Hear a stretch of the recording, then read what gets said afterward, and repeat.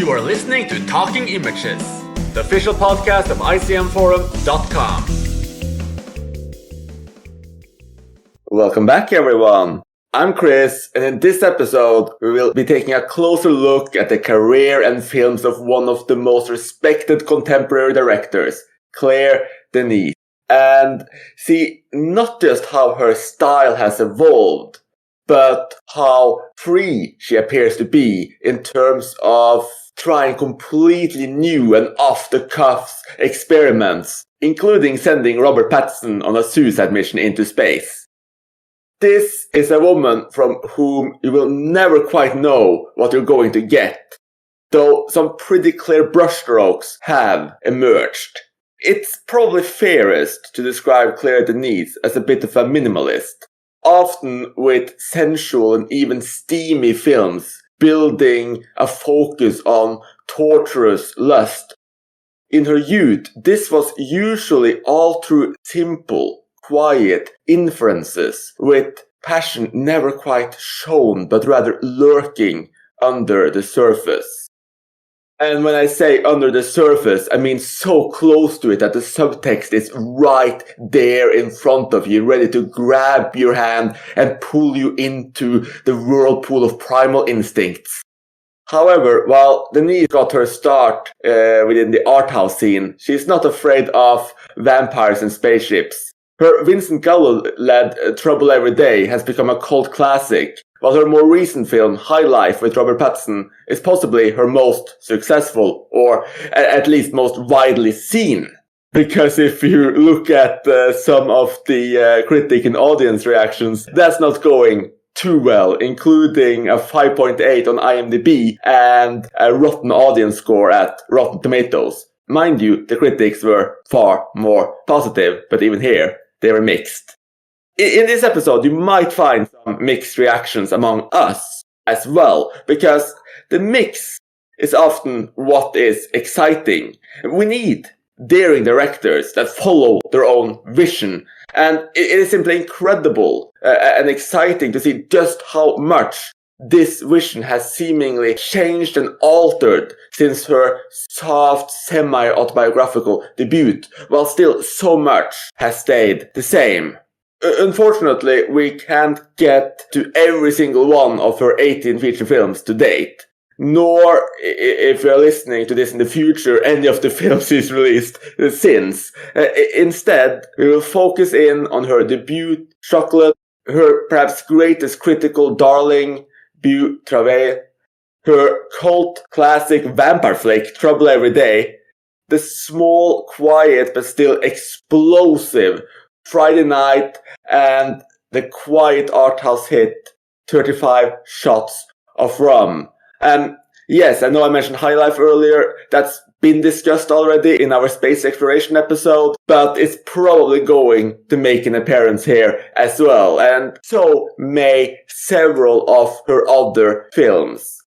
But without much more ado, let me just introduce my two fabulous co-hosts, Tom and Mathieu, and just start you off with a pretty easy question, because obviously you had an impression of Claire Denis going into this episode, and we've all been watching and rewatching quite a few Denis films over the last few weeks. So what was your impression of Denis going into this episode, and has that in any way changed? Hi Chris, I'm Mathieu from France. My impression of Claire Denis was that of a director that I didn't really get. Though I appreciated all of the films I've seen from her, I never connected with them that much. And preparing for this episode, I found more to connect with in her films, but I'm still basically at the same point. I have more understanding of her as a director, but every time I watch one of her films, there's one point where I think, oh, this is going to be the one that unlocks it all for me, and it doesn't really do that. And I don't exactly know why. Ooh, interesting. Maybe we can explore that today then. Yeah. How about you, Tom? So, funnily enough, Chris, I've got a very similar interaction with Claire Denis films as Matteo has. Before the episode, I'd actually only seen two of her films with mixed responses, so I was open and eager to see more of her work, and I have really enjoyed going through all of her films that I've watched in preparation for the episode. but none of them have particularly resonated with me in a way that's made me think this is a filmmaker for me. As Matthew says, I've got a respect for her work. She's clearly a talented director, and there are some very good films in there. Just none that have particularly struck a chord with me, but it's certainly been a fun ride, so I'm excited to discuss the films further. Oh, no, that's interesting. So I guess I'm the only fan in the room, which is going to create some interesting discussion, I suppose. On my part, I'm not sure if my view of Denis has changed. I think I'm slightly more appreciative of her minimalism and subtext than I was before, and I think I get a little bit more out of her films. And on top of that, I think I'm also able to pick up a little bit more of the, what can you call it, pumps in some excitement in the minimalism to a different extent, which I think is something we're going to talk about, especially with Friday Night. So that's something that was really exciting on my rewatch spree. But yeah, so it's going to be an uphill battle for me here. I know that both of you watched her debut, Chocolate, for the first time for this episode, which is definitely one of her softer films. It's a largely autobiographical film. And while there's a lot of traits we've come to know, it's knowing Denis's filmography, I think it's also a little bit separate. So I would love to hear your views and your experiences going into her debut. So, Chocolat is an interesting film because it's obviously a very personal film for Claire Denis. The plot really closely resembles Claire Denis' own life, right? Growing up in colonial Africa and then going back to it as a young adult and experiencing that very differently.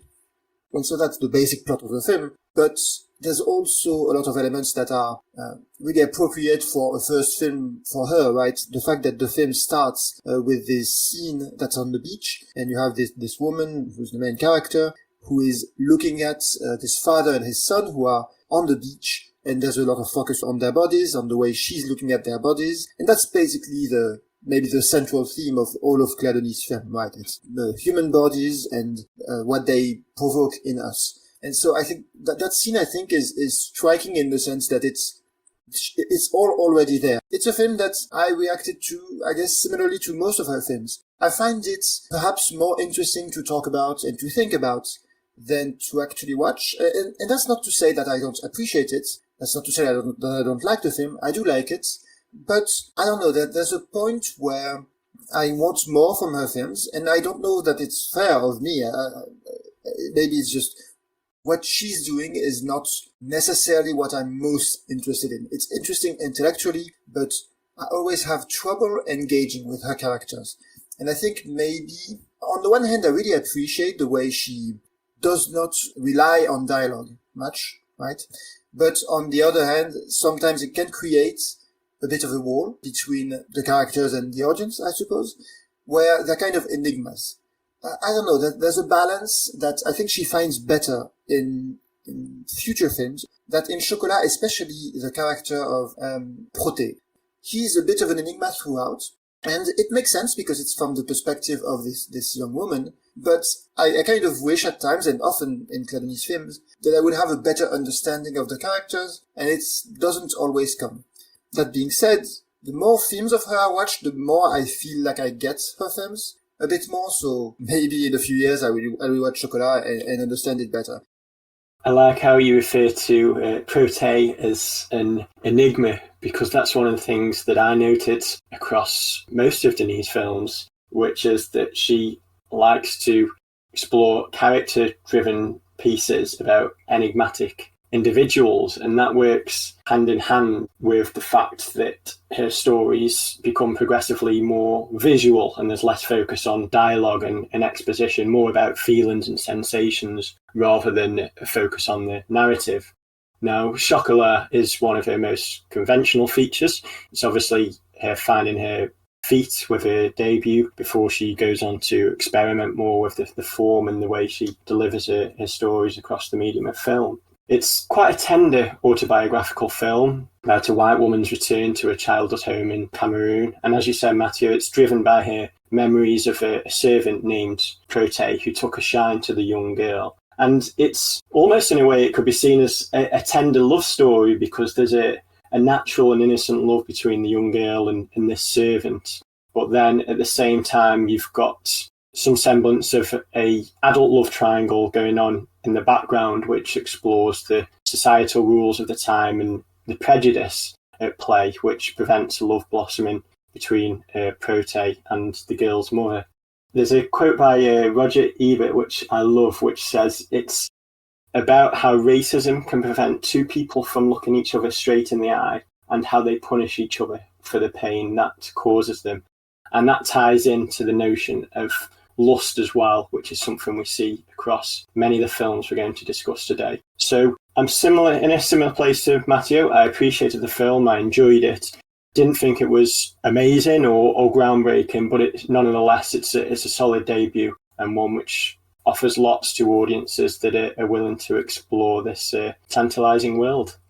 That's well said, and I think it's this conflict between class and race, but also this kind of youthful innocence and the lack of comprehension that makes this film really interesting. And I think the enigma here is also in part that we don't actually know what's going on.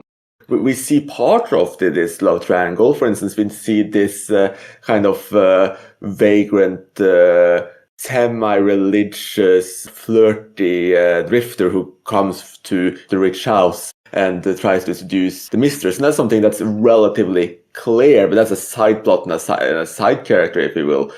What's really interesting here is that there's this kind of unspoken potential of love, lust, or something else between Prote and this young girl's mother. And we don't know if it's the mother lusting after him and trying to force him into really uncomfortable situations.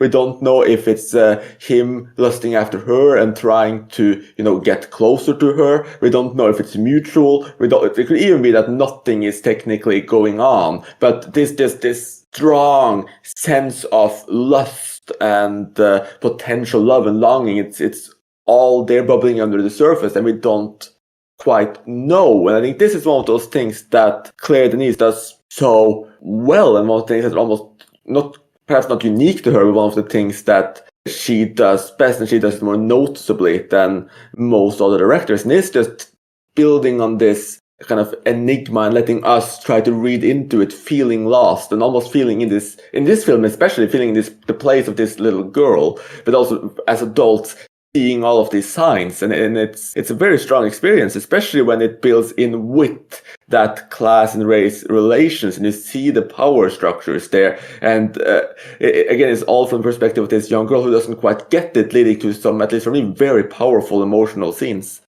I think it's interesting that Tom referred to the film as tender. I think there is some tenderness, right, between the daughter and Prote, definitely, that relationship. But as far as the desire goes, I don't see a lot of tenderness there. I think it's a lot about the power dynamics, right? And obviously the race element of it, but also the fact that, it's the master and the servant, right? And so that's obviously not, the power dynamic is quite obvious. Yeah, exactly. I think actually that you mentioned that you could interpret the relationship between the mother and Prote in many different ways. I guess I don't know if there's desire on his part, but on her part it seems quite clear to me that there is, that she doesn't act on it, that she is made very uncomfortable by it, but that it's there. At least that's, to me, what Denis is communicating. And that, in the end, this unspoken fact leads to unresolvable situation, right? Or at least for her, that's resolved by sending him away, inevitably, right? That she cannot really deal with it. I agree with that, Matteo, and I suppose I bring up the tenderness because that's the relationship between Prote and the young girl, but it also offers a nice contrast to the difficult love that's harboured by her mother, the lust and the love for Prote. And it gives the impression that if these two had met in different circumstances where there was less of an issue about power dynamics, race, etc., then it may have blossomed into a love. And I think that's what Claire Denis is exploring now. And, she often delves into characters' dreams and desires. And this is kind of the the start of that, where she begins to explore the world of lust and what it means for people when they are fighting against their lust. It's interesting you see that way, Tom, because to me, I would not say that at all that it could be in the different circumstances, right? They could have a romance. It feels to me like it maybe have a more cynical view of it, that it is very much linked to the power dynamics that that is what creates the desire. But yeah, I guess like all of Chladni's films, I think there's a lot open to interpretation, right? That's one of the benefits of the way she approaches things, but it's very mysterious at times, but also leaves a lot to the audience. Yeah, exactly. I mean, you have scenes, for instance, where Protée is clearly looking at the mother for long periods of time. And you have also this scene where he's stepping in to try to essentially stop the man who was attempting to seduce her. So there's a lot of different things you can read into that, whether or not that's just him being generally protective, or if it's him expressing his type of passion for her, or if they actually are in a relationship, if there actually is something going on behind the scenes that this young girl is not seeing and understanding. So that's how I see it, Lizzie, that there's multiple different interpretations there, and I think that always makes it more interesting for me to try to unpack what could be happening under the surface. It's nice that none of her films are really clear-cut in that regard, and they're open to interpretation. So you can, bring your own view to the film, try and unpack what happens. And that's quite a nice aspect of her films, because, they're very visual, enigmatic, there's lots going on. So there's lots of different ways that you can interpret, although we share similar concepts on the main messages that she wants to bring across. Perhaps the interpretation of characters and their actions can be understood differently, and that's a nice part of her film. I think there's also one part we haven't talked about here, which is that a large portion of the film is literally the Claire Denis stand-in not quite understanding the past either. So you have this woman named France, perhaps quite ironically or quite obviously, traveling to this ex-colony where she grew up, and seeing life there and not quite managing to connect with the past. She says she's going to try to find her own home, but in the end, we're not even sure if she did. And I think there is this one scene which I won't spoil between her as a young girl and Protée, where he does something that breaks her trust. And she is so confused. And you see that there's a degree of pain for Protée as well, or at least something that led him to that point. And when she comes back and tries to perhaps understand her past and understand the relationship of France to Africa, she seems like the conclusion seems to be that it's almost not quite possible, that something is still missing in that equation. So there is this contemporary context as well, and an historical context that tries to merge and make sense of the experiences. Now, this could just be Claire Denis trying to make sense of her own experiences and getting some kind of clarity in her own life. But I think there's even more bubbling under the surface, and even more about things we can try to interpret and bring into this film just from that. Yeah, and there's a theme that's also recurring in her films that you mentioned here, which is the stranger in a strange land. And not so much with actually the main story of this colonial family, because they're really in a very isolated place, but it's more with the adult Claire Denis stand-in, right? She really feels like, even though she's coming back to where she grew up, or the country she grew up in, she does feel very much like a stranger for very obvious reasons. And all of the characters, maybe you could say all of the characters in Claire Denis film feel like they don't belong where they are. I mean, that's maybe the other big theme she's always exploring. Yeah, and I guess we can't really spoil it, but I feel like the way the film ends is perhaps a little unsatisfying to me, and maybe she's not trying to be satisfying, but it feels a bit like there are threads here that are not as explored as they maybe could have been. I mean, to me, I completely agree that that's what happens. That these threads are not fully explored. The reason why I like it is because essentially that's, at least I feel like that's part of the commentary and part of this character too, that there is something that almost can't be explored, and that she's missing the tool set, or perhaps just because of her upbringing, because of who she is because of the power relations through history. There's just something she can't really connect with. So I feel like the ending still speaks to that, but I can clearly see that it's not exactly a clear-cut ending that completes the story or adds in some more knowledge that, can tie everything together. I think that's actually a very good way of seeing the ending. I think your explanation of it makes me appreciate a bit more. I think that makes sense, right? The not being able to breach the past, right? Yeah, I think that is actually the ending seems better for me now that you put it that way. Happy to hear that. And to move on then to her perhaps most respected and acclaimed film, and skipping over a decade of her filmography, which is still filled with great and interesting and exciting films. We're going to go all the way from 1988 to 1999's Beau Travail, which kind of runs the risks of alienating its audiences to an even larger degree, especially for those who do not pay attention, as at face value there's little to no story and little more than outlines of the characters as we enter the regiment of the legionnaires of the Foreign Legion, based once again somewhere in Africa, possibly Djibouti. And here we see once again Claire Denis is in Africa. She's looking at white people and this kind of old lasting power in Africa. It's clearly a theme she returns to from time to time. We see it again in white material as well. This is something that Claire Denis is really eager and interested in exploring. But here there is also a lot more subtext, a lot more theme, and a lot more of a breakdown, or shall we say, the classic Legionnaire tropes.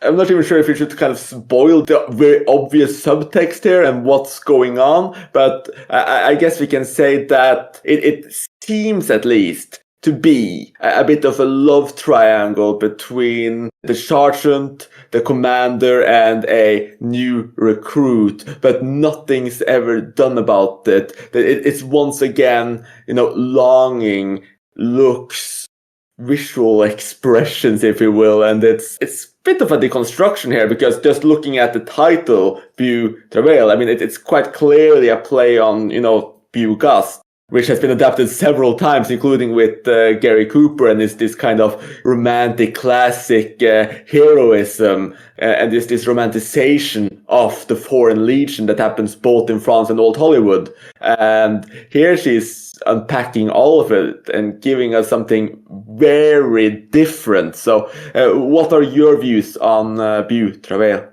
So Beau Travail is the first Claire Denis film I saw.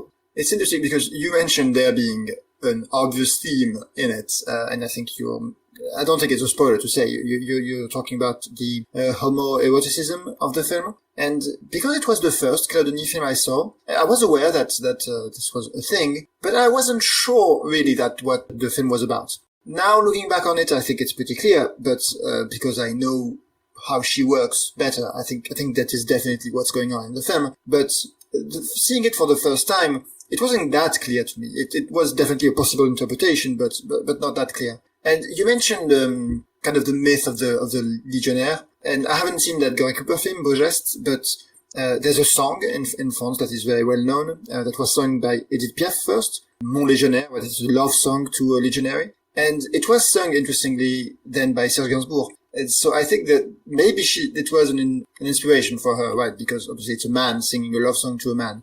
And yeah, in a sense, it's kind of an obvious subject for her, right? She's fascinated with bodies, with desire, and it's a forbidden desire, right? At least in this phase of her career. We skipped over the 90s, but I think her later films are not necessarily as much about forbidden desire, but definitely Chocolat and Beau Travail are both about that, and they are both in some sense about repressed desire. And what we see in Beau Travail is that repressed desire, I mean, Buñuel could like this film, because repression does not lead to good things. And at the end, there's this very famous ending of the film that I guess I won't spoil, but it's very memorable. And it's kind of a liberation in a sense. And a film that I think is the best film Claire Denis has ever made, the best scene, I mean. It's not my favorite film, but I think that scene in particular, maybe because it's so satisfying to see her do something that she never does, right?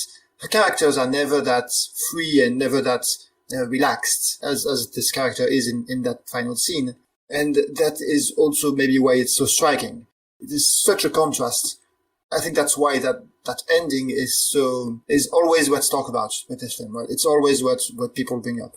It's an interesting companion piece to Chocolat because you can see the development of Denis' style. And both of the films deal with memories and the post-colonialism in Africa. The films are often about crossing boundaries, whether to do with race or sexuality and forbidden acts. And in both of these films, as you mentioned in the intro, Chris, it's kind of bubbling away under the surface at this stage in her career, whereas later on she does go to show these actions in more detail. And as well as the influence from Bougast, as you mentioned, Chris, there's also an interesting character dynamic between the three main male characters, which is based upon the character dynamic in Billy Budd, which was one of her big influences to the film. And it's a fascinating character dynamic, and she plays with it really well to deliver her own take on the concept in a new setting. And I think it works brilliantly. As Matteo mentioned earlier about Chocolat, it explores what it means to be a foreigner in an unfamiliar land, which is another one of her common themes. And it really builds upon her cinema of sensation. I mean, there's striking shots of the African landscape. There's lots of close-ups of these writhing muscular bodies as the legionnaires are training. And I actually thought that one of the training sequences felt a little like the ones that we see in Kubrick's Full Metal Jacket, albeit without the commanding officer shouting abuse at the trainees. And there's also the pulsating music as well during the hypnotic dance sequences. And it is a beautifully shot film. There's lots of vivid imagery. And again, it builds on this sense of an enigma that the story kind of plays second fiddle to this sensation, this feeling, this atmosphere that she creates. And I think this is one of her strongest films to date, to be honest. And I really enjoyed watching this. Probably my closest it came to being a favourite. Yeah, I completely agree. I mean, Beauty Travail is my favorite Claire Denis film, and I'm so glad you brought up the beautiful visuals here, because if you appreciate visuals, there's just so much here. It looks stunning, and the film is not just visual, it's visceral. It just blends visual impressions with stunning contrast, dreamlike color elements, set pieces that seem almost out of this world. And it's almost this kind of visual dance that has, poetic elements too, but when you just go into these dance sequences, when you go into this just murmur of partying and just acts with the body, which is pretty much one of the most central things here, just Denis shooting bodies in movements. It's something just so completely different from almost everything else out there, and it makes sense that it was, spotted and immediately embraced like it was, even if the homosexual elements there, if you will, might not have been as popular in the 90s as they might be now. And maybe, the fact that it is so ambiguous, it's possible that some people just miss that as well, because nothing is ever seen. Like you said, there is just that Billy Budd mechanic here. It could simply be that it's not lust or longing, but simply jealousy. So it's jealousy and power. So it's there are those elements there, but on to what you guys mentioned with near homoeroticism. I mean, this is interesting because obviously Claire Denis is a woman, but she's shooting this almost like she's Derek Yarman on, say, Sebastian. So it's a very different expression than what we usually see when women shoot men in sexual situations, and it's very languid. it's very, again, visuals. There's a lot of people simply either lounging in beds or working in the heat.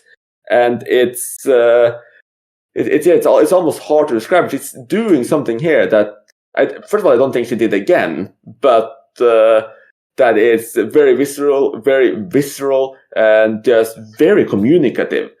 And that's one of the things you could easily say about any Claire Denis film, even though she, like you said, she is getting more overt in her later films. She is showing more than she's implying in her later films. But there's this emotional intelligence, if you will, of just including so much subtext there and letting us unpack it. That's something that's almost always present, and it's one of the things that makes her films so exciting and interesting to unpack. You mentioned, Chris, the possibility of people in the 90s like missing the homoeroticism. Again, as I said, the first time I watched it, it's not that I missed it. I knew it was a possibility, but I thought it was not necessarily the only interpretation. And as you said, like the jealousy and the power dynamics were in and of itself enough to justify the happenings in the film. Now, I do think it's there, but seeing it without the context of her other films, I think you can see it a few different ways. But I'm curious, you mentioned that the way Denis shoots, I guess, male desire is different from how female filmmakers have done it. Do you have something specific in mind, or? I think that's a little bit more difficult. Yeah, I think it's more the comparison to how Derek Jarman shoots men, and so how some more specifically homoerotic films like Gus Van Sant as well. Even she feels far closer to, say, Derek Jarman and Gus Van Sant here than she feels to other women filmmakers. But I can't really, maybe I'm just completely wrong, and the way both gay men and straight women shoot men are actually the same. I could just be making this connection up in my head, but it just feels a lot more similar to Gus Van Sant and Derek Jarman in my mind. There is this languidity, just this very, very physical attraction where it's just specifically looking at, their languid body and trying to see this specific weakness and sensuality there that's, I think, is more associated with gay directors than straight women directors. But I could, like I said, I could be wrong. I'm not a straight woman, so I can't really say. One thing that we haven't touched upon in great detail yet is the brilliance of the acting across the board here, because this is a film that doesn't rely heavily on dialogue. In fact, it's incredibly minimal. Most of the emotion and the message of the film is conveyed through the visuals, and a lot of the expressions, the emotion that you see in Denis Lavant's performance and also Gregoire Collins's performance really elevate the film to the next level. And particularly Lavant's character, I think it's brilliant, this reflection on his past memories, and there's kind of a fine line between it. You don't know if all these memories are correct, or they could have become hazy or distorted over time. And that's another thing that ties in with the concept of films looking at enigmatic individuals, and it's something that I'm going to pick up on in one of her films that we discuss later. But yeah, the acting in this was top notch. It really added a lot to the film. With regards to the acting, an interesting thing is that Claire Denis is very much on an island of her own, right? When it comes to the French cinema landscape, right? She's really doing her thing, and she feels very disconnected from the rest. But except in one sense, which is that she always gets pretty major actors.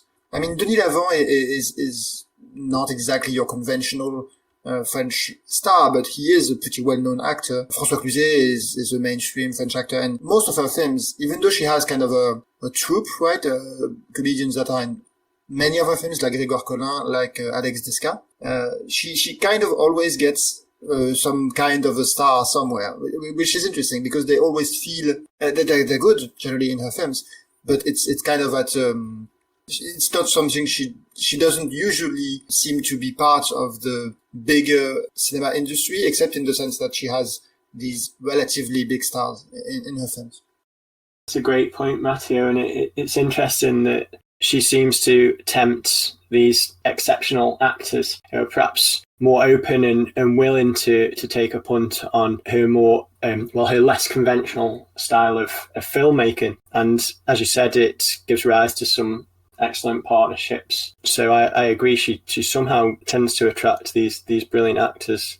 Yeah, I completely agree. And in some of these films, they give some of like the career best performances. I mean, unfortunately, we're not talking about white material today, but Isabelle Huppert, like her performance in White Material is one of her greatest performances. It's so evocative and powerful. I mean, I completely agree. Denis Lavant was fantastic in Beauty Whale as well, and she's able to bring something out of these actors too that's very special. So even though we often think of her more as a minimalist or a stylist or someone who plays a lot with hiding emotions, she does actually have a lot to offer actors, and I think actors often shine very well in her films. So it's interesting that people are drawn to her in the frequency that they are, but I think it also shows just how respected she is within the film industry, especially the French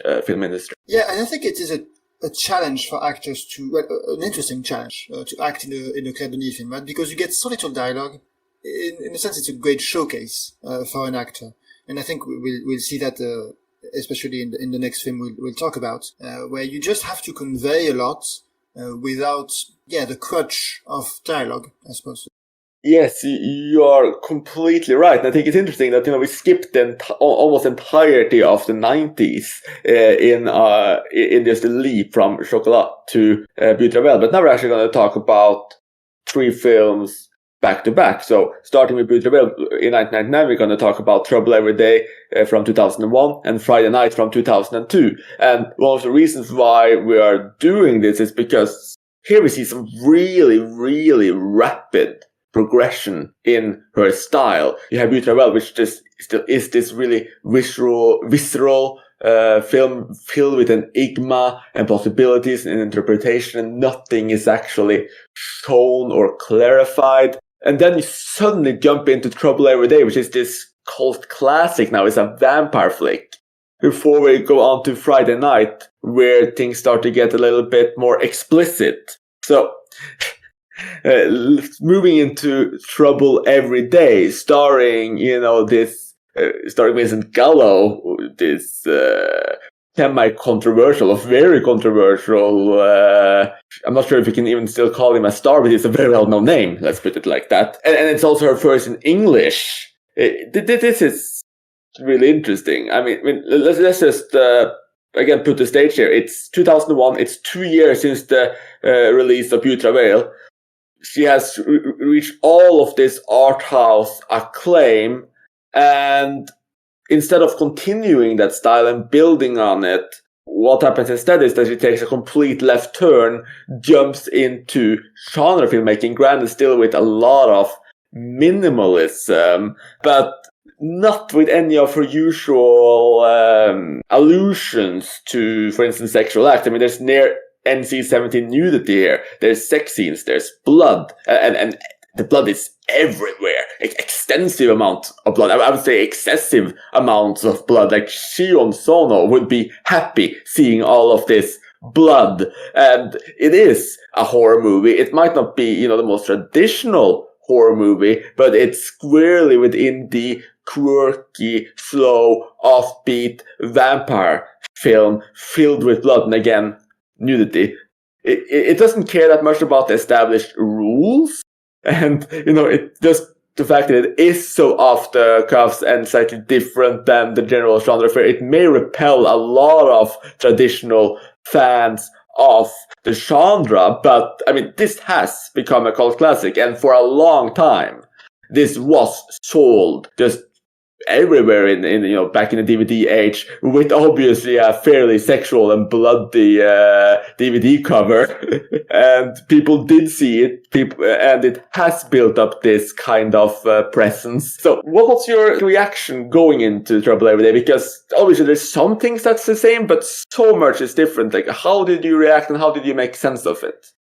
It feels like Denis made a it was such a great impact with Beautiful Veil. Obviously, she had great critical acclaim with that she's just kind of thought, this is the time for me to let loose and show audiences exactly what I'm about with Trouble Every Day. And it kind of hits a really nice sweet spot for me between the world of art house and the world of genre cinema that I think can potentially risk alienating certain audiences, particularly those who have come to adore her progression in the world of art house and what she has become. But also at the same time, it may seem a little too abstract for your regular horror crowd. So I think it's a bold move, and I absolutely love this one, to be fair. I mean, the story, again, it hardly feels important because it's a film about carnal desire, strange sensations and dangerous lust. And it's all conveyed through a heady mix of transgressive blood and violence. As I said, it's kind of a sublime balance of pure horror and art house sensibilities. And I suppose, Chris, how I interpreted it was, again, linking back to this theme of lust that she builds upon and how it's fleeting and can be incredibly dangerous. And this urge can be tempered by acting on instinct, as we see in the film. But this seems to be a temporary measure that can only satisfy for so long. Whereas perhaps the underlying message here is that she's saying that the true love can be sustained. And that is kind of an interesting aspect because the couples that we meet in the film are obviously in different stages of a relationship. There's one couple on a honeymoon, and then one with the male partner doing everything he can to save his relationship. And it's an interesting balance, and there's a lot to interpret in the film. And really, I'd love to see more of this kind of genre work from Denis if she went this route again, which I suppose she did with High Life. But if she builds upon this, then there's a high chance that I'm going to become a much bigger fan, maybe an appreciator as much as you do, Chris. Trouble Every Day definitely feels in some ways like a turning point in her career. So I'm not sure that's really borne out by the films that come after. But certainly it's very different to what she had made before, right? The English language, the genre elements, and as you mentioned, Chris, how explicit it all is. Just in terms of violence and in terms of sex, there are scenes that you would not find in previous Claire Denis film. And at the same time, it's all the same as her older films, right? It's all the same themes explored in a different way. The desire, the power dynamics.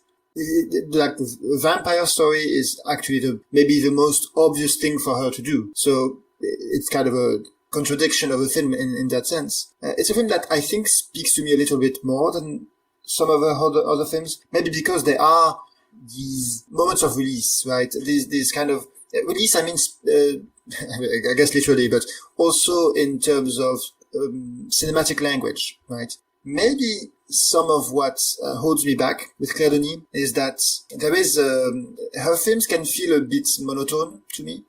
And I guess the same thing you could say for Beau Travail with the last scene.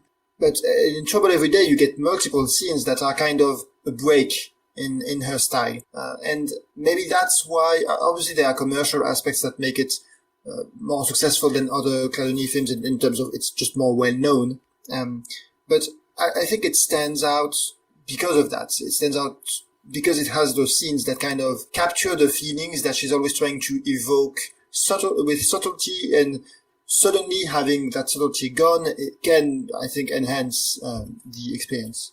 Yeah, I'm so happy that there is at least one Claire Denis film he just completely fell for, and obviously we can see that we have slightly different sensibilities here, because this is one of the Claire Denis films I like less. I still think it's a very good film, but there's just also a lot of things that just did not quite work for me. I think Vincent Gallo is partially at the forefront of that. I mean, there's a lot of mumbling actors. The mumbling actors can do a lot of great things in films like this, but Gallo mumbles so much that he could get Casey Affleck confused with Morgan Freeman, let's say. I mean, it's really, really excessive how much he mumbles. And then you just have this fact that I guess I'm not as drawn in by just the fact that it is all out on show the way it is here. It feels slightly cheaper to me, and I could not get entirely into the atmosphere. I still think it's a really good film. I still think that when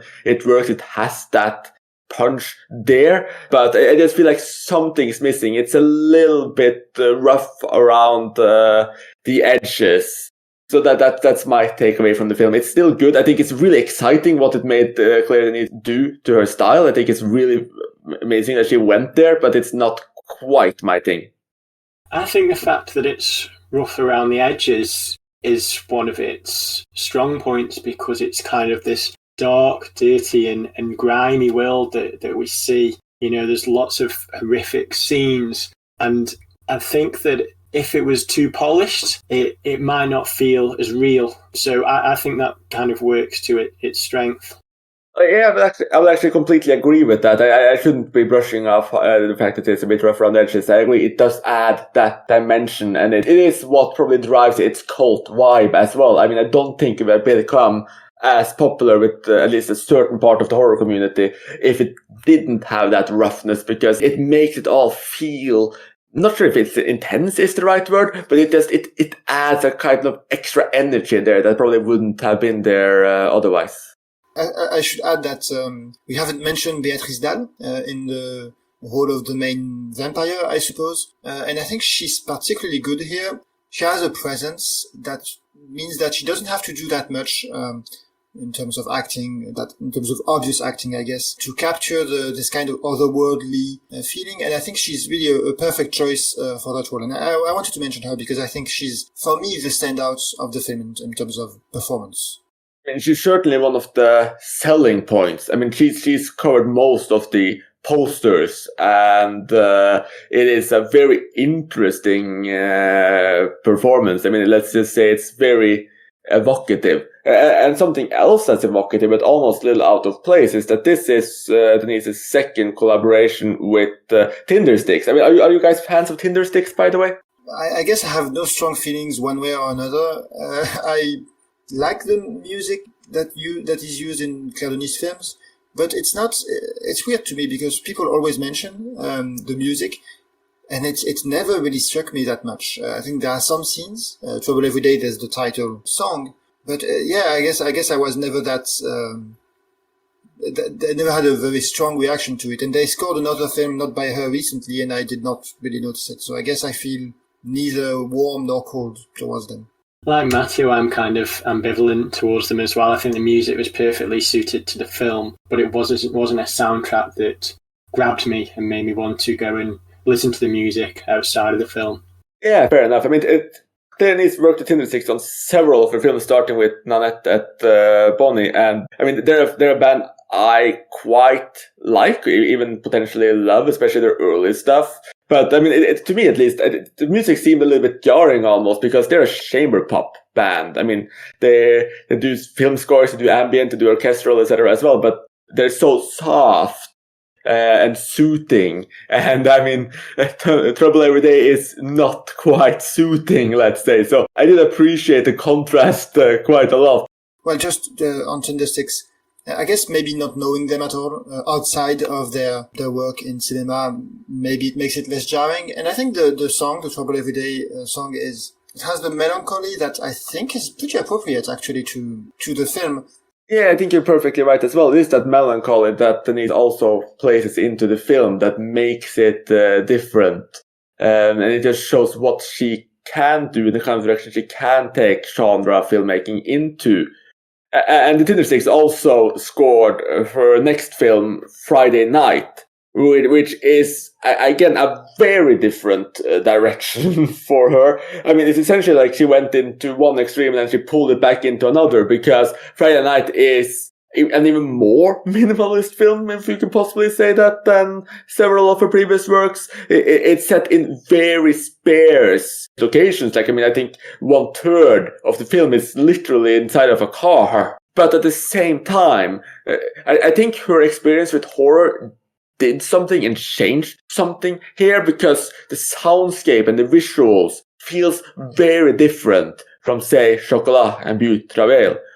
Like, you get extreme close-ups, swallowed sounds, heat, cold, like just building up boredom and fear at the same time. Like it almost feels like she's shooting a horror movie, just the way sounds work, the way the close-up works, just the way she feels. This woman sitting in her car feels uneasy, but for such a long time, very little happens. I mean, there's also a lot of tie-over with Trouble Every Day. I mean, it's a bit crass and unpolished. It certainly shows more than all of the films before Trouble Every Day, but it's also so quiet. I mean, so quiet that these close-ups sometimes feels like screams. So, when you write with caps locks, like the contrast between the quietness and the close-ups and the sounds, it makes it more obvious. It can cause sensations of dread. And the way she captures shadows moving around, the way it really feels like she's building up to something horrific. You get that sense that something could go terribly wrong. And it really just feels to me like she's taken all of the things she's built on and learned throughout her career and tried to kind of assemble them together to create something new. And at least to me, that was just really exciting to watch. Yeah, I think this one is actually my favorite. Not maybe a huge difference, but I do think it's possibly my favorite. I think what you mentioned about the tension, I guess, in it, the menace, and maybe just the simple concept, the basic concept of you're stuck in this huge traffic jam because of the strikes, which was a very real thing, huge strikes in 95. That's a very concrete, I guess, and very simplified way to start a film, right? You have just this character in this claustrophobic environment, and she's clearly not feeling great about it. She's at an interesting point in her life, but this actress, Valérie Lemercier, she really conveys the sense of how insecure she is in any situation, right? But especially once a man is in her car. And so you get the usual, in a sense, the usual Denis touch of the desire, the way that the bodies interact, the way you look at the other's body, but you also get this fear. And maybe, I guess I didn't really link it with Trouble Every Day, but maybe you're right. Maybe she's taking some of that and bringing it over here. But yeah, I find that initial situation that is just, it grips you in a way that I don't think I've been gripped by other Claire Denis films. And I think from there, it's still Claire Denis, right? It's still this very understated, again, not a lot of dialogue, and it's a very simple film. There's really two things happening in the whole film, and that's about it. But yeah, it's also a very tender film, right? Chris, Tom, you mentioned in Chocolat, the tenderness. And though you're right, it is there, it did not strike me, especially compared to this film and the next one. This tenderness is also what makes me like it a little more. And I know Chris dreads that word, but the warmth, I know Chris doesn't care about warmth, but I do. And there's a lot of, at the same time as there is tension and threat, there is more warmth in this film than in any of her films prior, at least the ones I've seen. And maybe that's also why I connect with it a little more easily.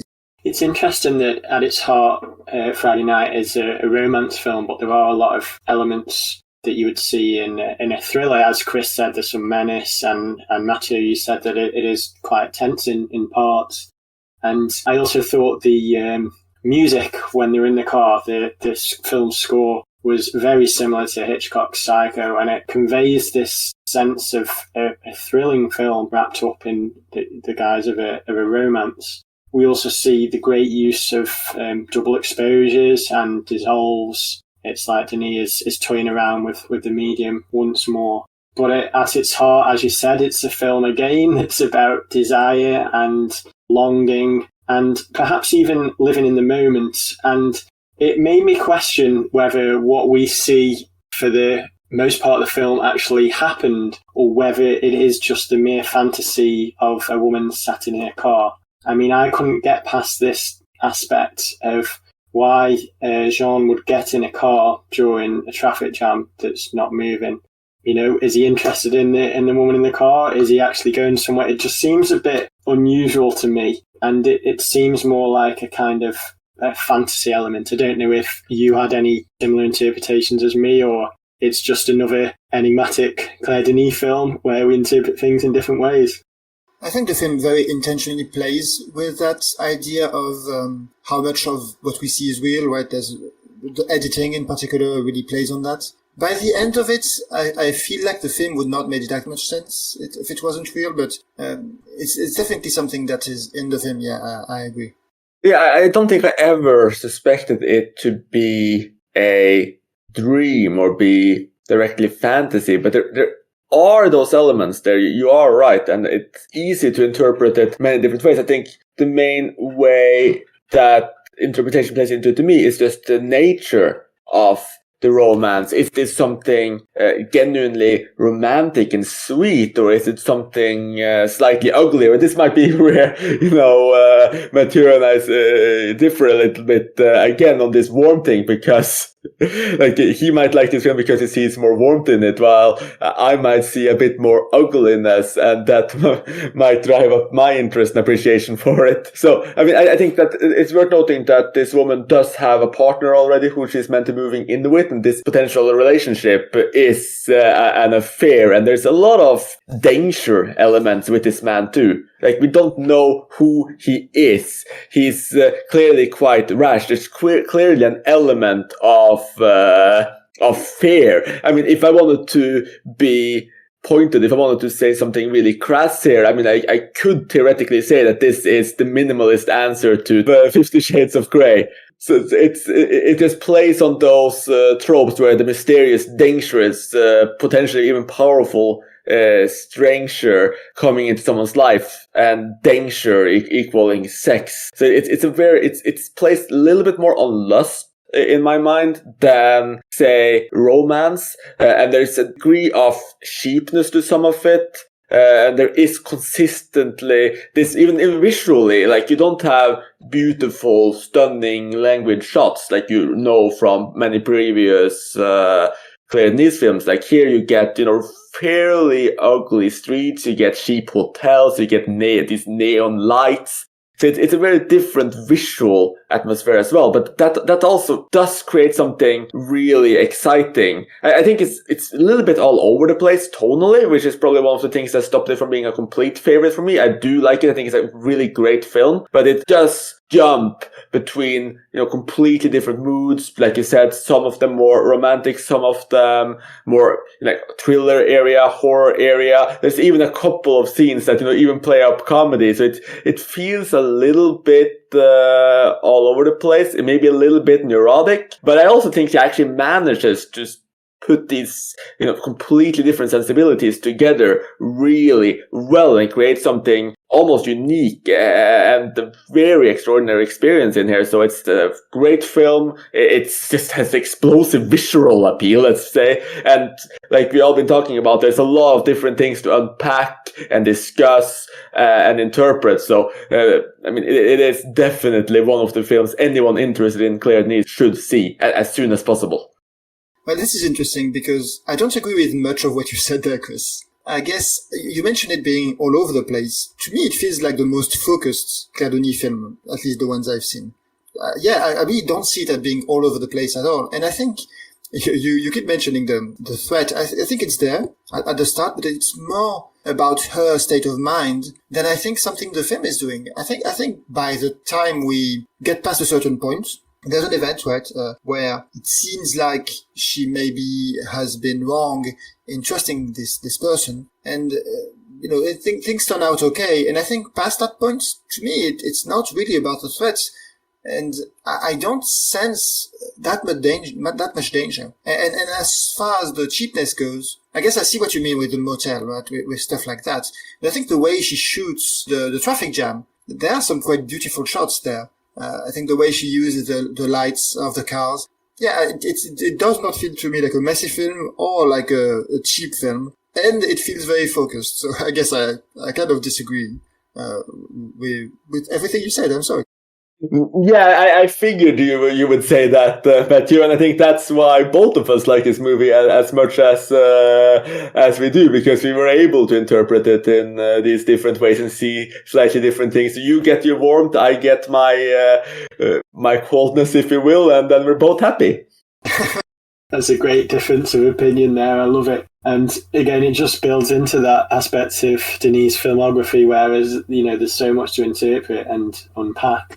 And I just wanted to discuss a bit more about Valérie Lemercier's character in this, because it feels like we get to know her very intimately. And this is because Denis is now showing all aspects of her character's journey. And this adds to the film. It makes it feel sensual and evocative. And this is built upon by some of the intense close-ups. And it makes the ending feel liberating, both for the main character and also for the audience, because it feels like we've been part of something private and special and have kind of established a unique connection with the main character, which is perhaps something that is missing in previous Denis films, though I'm not sure it would have been necessary with those. But it is a nice kind of contrast and shows her developing style in that regard, now that she's willing to show more, which, is kind of building upon the visual aspects that she was first showing in Trouble Every Day. And I think it's interesting to look at this when you say, I think it's really interesting to talk about being the complete journey, because the next film we're talking about, 35 Shots of Rum, also feels a bit like a complete journey, but in a very different way. And I do apologize for skipping Ellen True and her documentary verse, Mathilde. But 35 Shots of Rum is one of her most respected films, most acclaimed films. And it's, again, bit different. It does something else. It feels even more calm, even more slow brooding in a way. It doesn't have the same, I might be wrong here, it doesn't have the same sense of lust. There's a couple of scenes we can discuss which it comes forth, but you still have that sense of longing. I think what's interesting here is that unlike most of her other films, this is specifically about a father and daughter relationship, with, the romantic interests being less in the picture, even though it's there quite strongly. And I think it does actually build on the father and daughter dynamic more than anything else here. Just trying to show kind of, again, there's actually a sense of intimacy and longing, this kind of pieces that's not quite there, and these two characters co-inhabiting and trying to get different things from each other while also living their lives. But again, the sensibilities are very different. It feels a lot softer. The cinematography is beautiful, but it also feels a little bit colder. We're once again in Paris. It's a very interesting experience, and it's a bit... I guess I would be mostly less interested in hearing what you guys felt going from, the previous evolution of the need into this one. Like, what was your main takeaways, and what do you think about 35 Shots of Rum? It feels like there are certain elements of her directing style that are being toned down here. She's becoming perhaps a more restrained, more mature filmmaker, and it works really well with this kind of, I wouldn't say slow, but a kind of measured pace of storytelling. It feels like we almost land in the middle of this story, and the information slowly being drip-fed to us as we gradually learn about the characters, in particular the special bond between the father and the daughter here, which is an intense relationship that is heightened by their loss of their wife and mother, which is information that we don't learn about until quite a bit in the film, which is, a strange way of doing things. But I suppose 35 Shots of Rum deals with the never-ending ebb of change, people coming and going from the lives of others, and the impact they have. And it also toys with the comfort of routine and familiarity. Without it, some people seem to be lost, and they seem to shy away from this change. So it's as you said, Chris, it's a well-made film. It's a very good film, though I did feel it lacked some of the emotional impact that affected me more in Trouble Every Day and Friday Night. So I quite like this film, 35 Rum or 35 Shots of Rum, but it does feel like an outlier in Claire Denis' filmography to me. It's the one that isn't, it's probably her least sensual film, the one that is not primarily about desire, or at least it does not feel that way to me. It's maybe an element in some of the scenes, but it's not as central. And yeah, it feels more like a quiet drama, maybe a little more conventional, even though you still have her approach is still visible. It's not that conventional, but it does feel more conventional than many of her other films. And yeah, definitely a very warm and tender film. I think in this case we might agree, Chris. Yeah, it's a film I like. I don't really know. It also has a melancholy, right? I guess I mentioned the melancholy of the title song in Trouble Every Day. But that's not a quality I really associate with Denis in general. You could argue it's there in all of the films, maybe. But it's definitely the central feeling I get from this film. It's kind of small, quiet lives with regrets, right? And with it's all regret. Even the younger characters, right? Because the daughter, she really has this kind of fear of leaving her home, in a sense. And so even for her, it's kind of the end of something that is happening in this film. And I think that's kind of what is overwhelming in the film in general. And that's not something I associate that much with Claire Denis. So it's an interesting film in that way. It maybe lacks something extra to make it stand out, but at the same time, that maybe would be a betrayal of what the film is about, right? It's just this very quiet drama.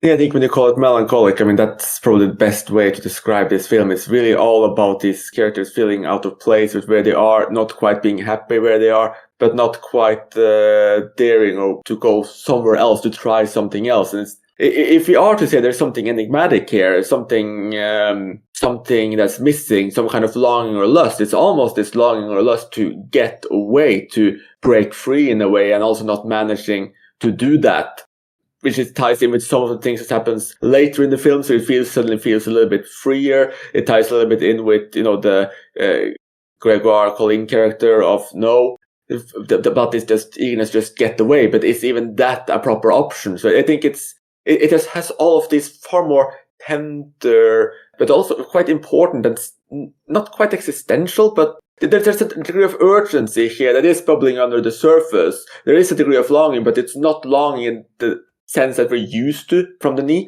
which makes it, just like you said, a very different film. I'm also impressed by the fact that someone can drink 35 shots of rum and survive. I mean, it is related to death, right? I mean, there is, I guess that is maybe I don't know what to say, but as I said earlier, that the film maybe lacks something extra. I guess that is the scene that is maybe the most exceptional event of the film. Even though it's kind of mentioned before as something that happened before, as something that's kind of a tradition. I guess that is the scene that is kind of the high point of the film. But yeah, 35 shots of rum, I don't know. Yeah, I definitely would not be able to survive that. Yeah, I wouldn't be interested in trying either.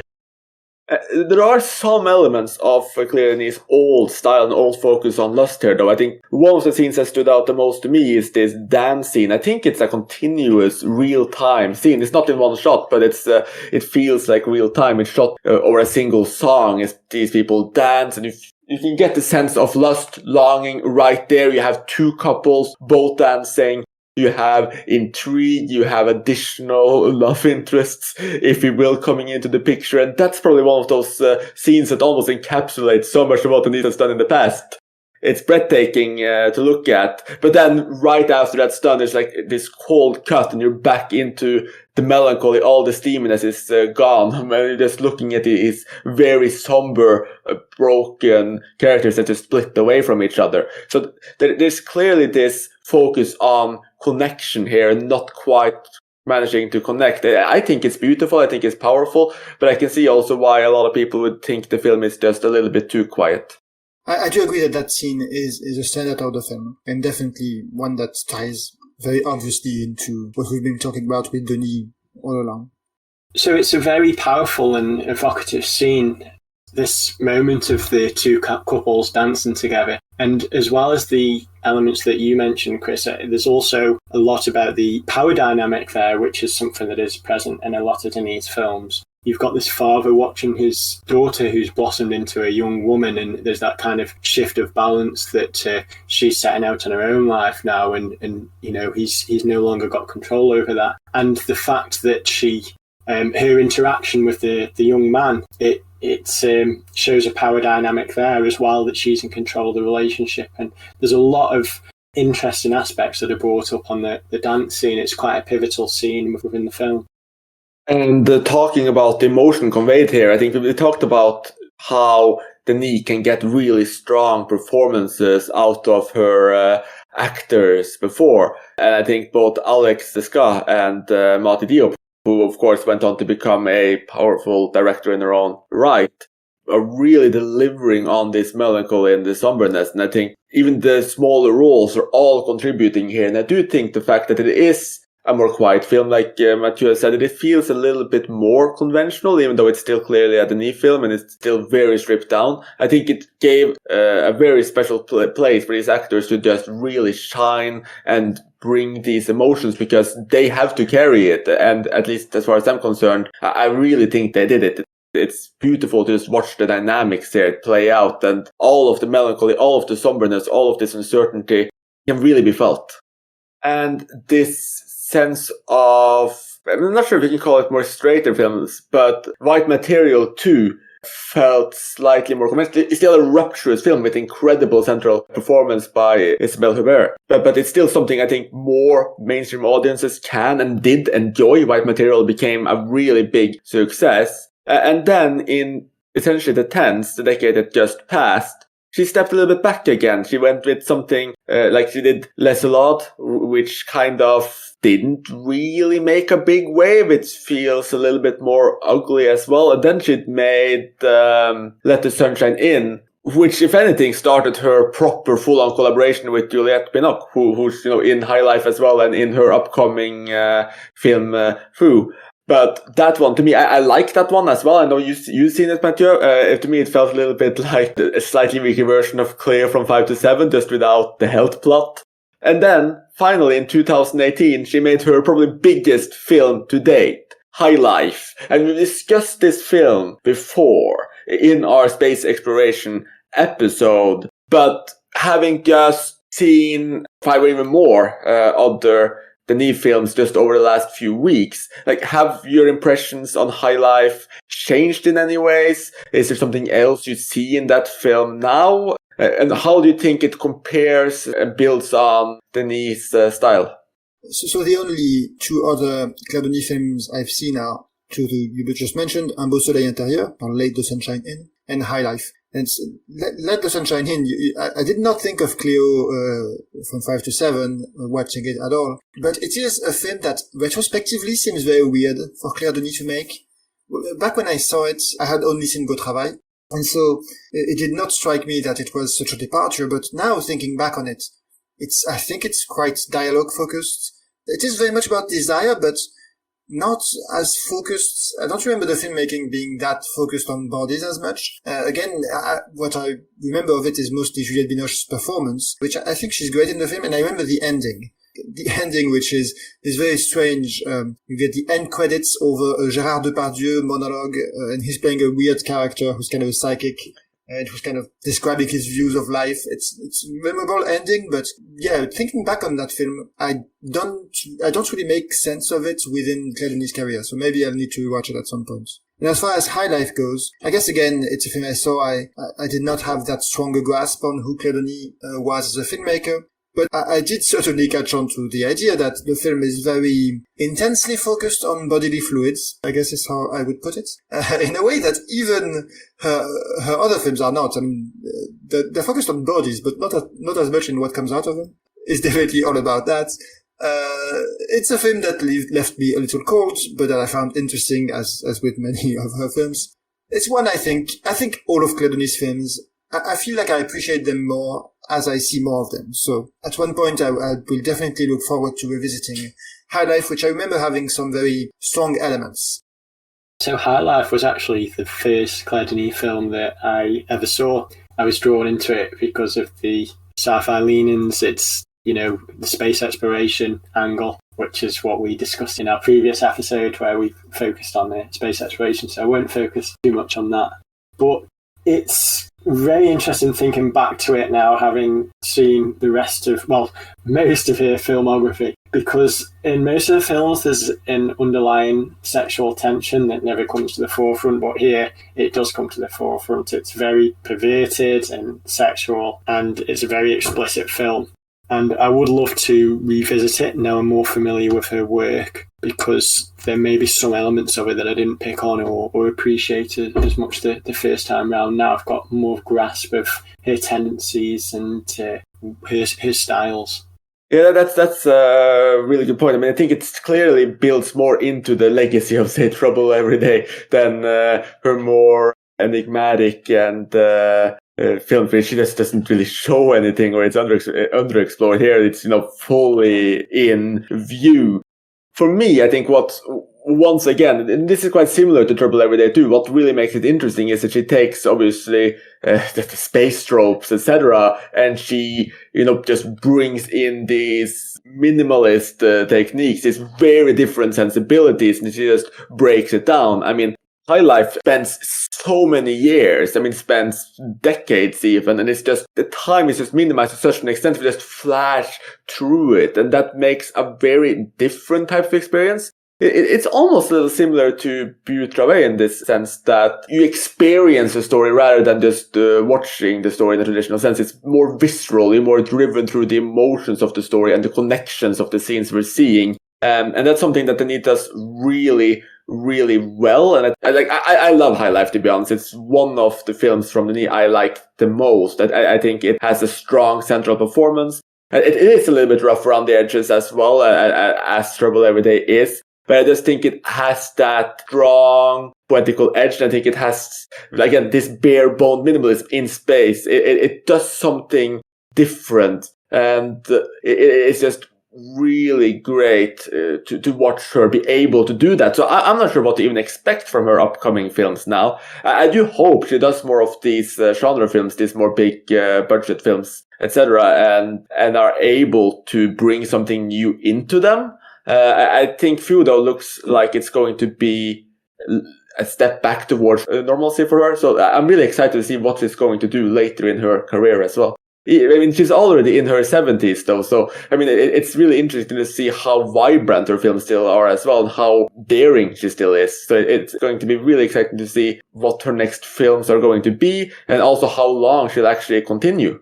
Well, I think generally one of the things I would say about Claire Denis is that she is not scared of doing very different things. Even though there are these clear trends in her films and these themes that keep reoccurring, a film like 35 Shots of Rome, Trouble Every Day, and Beau Travail, they're so different. It's quite remarkable how she's able to take her what makes her as a director and take it to films that are going in so different directions. And I think that's one of the things that is most remarkable about her. And like you, I'm curious about what comes next. I would have to echo both of your statements there. There's a consistency amongst the themes that she explores, but then there's such a great variety in the approaches she takes to bringing these themes to life with, interesting in different stories. So I'm also excited to see what the future holds. And hopefully, as Chris said, we get to see more genre outings, because that would certainly be something I'd be excited about. Oh, and hyping up her very last film coming up now this year, Fu. That's going to have a pretty full cast of the new regulars as well. So Juliette Binoche is back, Vincent Lindon is back, Gregory Colleen is there, Mati Diop is even playing in it, and art house favorite Bull Augier is actually in it as well. So it's going to be really interesting to see what this film will bring. It's a love triangle story again. I'm not sure when this episode will be released. Perhaps we will have a trailer for Fu out already. Perhaps it will be out already, because we're quite late in 2021 when we're recording this. So it's definitely something to look forward to. And like everyone seems to agree, whatever Denis does, at least it's interesting. To me personally, it's usually great. And I'm very happy we were able to discuss 5 of her films in this detail and help each other appreciate them slightly more. Share different ideas, different insights, and then just get more out of these films. Now, I would also like to thank our listener, Old Ale, because this is actually his suggestion. He participated in our questionnaire and one, the great privilege of being able to pick an episode from Talking Images. So thank you all. This has been a really fun episode to do, and one we probably wouldn't have done, at least not as soon, if it hadn't been for you. I certainly had a blast doing it. I hope you had a blast listening to it. So thank you so much for listening in, and join us again soon. You have been listening to Talking Images, the official podcast of icmforum.com.